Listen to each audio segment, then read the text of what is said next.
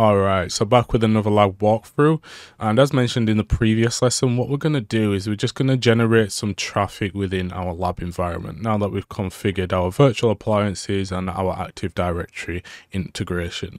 And then we're going to take a look at Umbrella in the reports and see what sort of information we can get to really highlight the benefits of being able to integrate Active Directory with our Umbrella environment.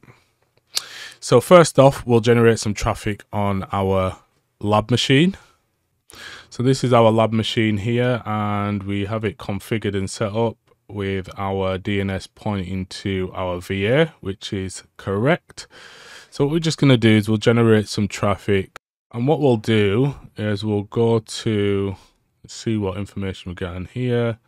Let's just click on this news article, which is going to take us to the web page to read the story. And there we go. So we're on the website now. We're on msn.com reading a story. Now we generated that traffic. Let's go back to Umbrella. And if we go to reports, and if we go to activity search, and if we just filter now for our CCIE security lab, and what you can see now under identity, we've got the actual identity of the machine. So we've got the information about the machine here. So if we've got the internal IP address of the machine. If we click on view full details, we can see that information there as well. So if we click on this, we can see now information about this particular machine. This is the identity as well. And then also what we can do is if we go to deployments and if we go to users and groups, we can now see under Active Directory, we have a status of enabled, and we can see that we've got a number of users and groups as well. So if we were to click onto this here, you can see that we've got groups, and then we've also got a number of users from our Active Directory. So what we can actually do is we can create policies around this now so that we can ensure that certain groups maybe or certain users are only allowed to access certain websites or not allowed to access certain websites.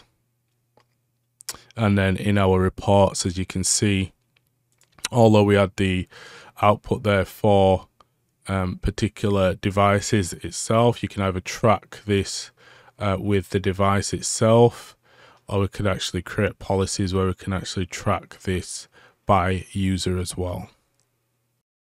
So if we just go back to our activity search again, we now see, again, as I said, we can see as the identity coming from either the user or the device.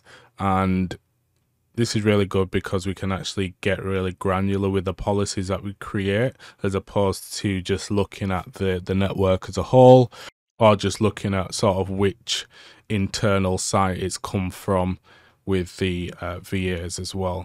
And we can also see, let's just search for AD users here in the search. We can actually see DNS requests here coming from a service account, as you can see there.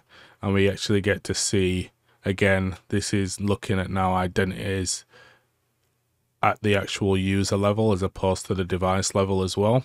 And we can see the internal address associated with that request as well.